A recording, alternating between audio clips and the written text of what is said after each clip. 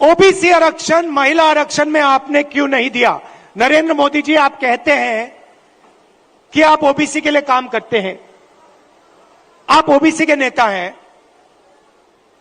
तो आपने महिला आरक्षण के अंदर के बीच में ओबीसी आरक्षण क्यों नहीं किया? अब भाषण से पहले मैंने आंकड़े देखे और मैं हैरान हो गया। भाइयों और बहनों, नरेंद्र मोदी कहते हैं कि बीजेपी में ओबीसी के एमएलए और एमपी हैं। सबसे पहले कांग्रेस के तीन चीफ मिनिस्टर ओबीसी हैं, ये याद रखिए आप। हमारी 4 सरकारें हैं, 3 हमारे ओबीसी चीफ मिनिस्टर हैं। दूसरी बात, आप पार्लियामेंट में, विधानसभा में चले जाइए और बीजेपी के किसी भी एमएलए से पूछ लीजिए, एमपी से पूछ लीजिए, आपसे कुछ पूछा जाता है क्या? जब कानून बनाए जाते हैं आपसे कुछ पूछा जाता है? आपको कहेंगे भैया हमारे से कुछ कोई नहीं पूछता।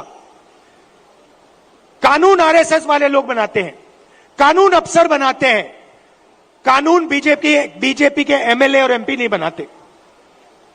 सच्चाई भाइयों और बहनों एक और है। सच्चाई यह है कि हिंदुस्तान को 90 अफसर चलाते हैं। कैबिनेट सेक्रेटरी और secretary of government of India Hindustan की सरकार को चलाते हैं। 90 लोग ये कानून बनाते हैं, ये निर्णय लेते हैं पैसा किधर जाएगा, कितना पैसा कहां जाता है।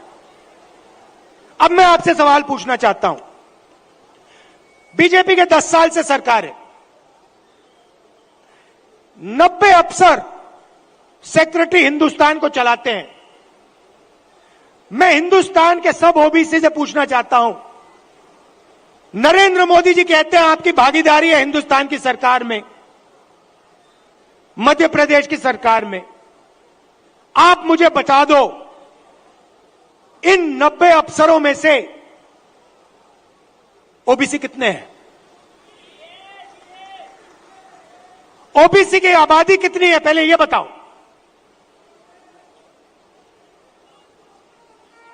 कितनी आबादी है ओबीसी की हिंदुस्तान में? देखो, कोई जवाब नहीं दे सकता, कोई जवाब नहीं दे सकता। क्यों?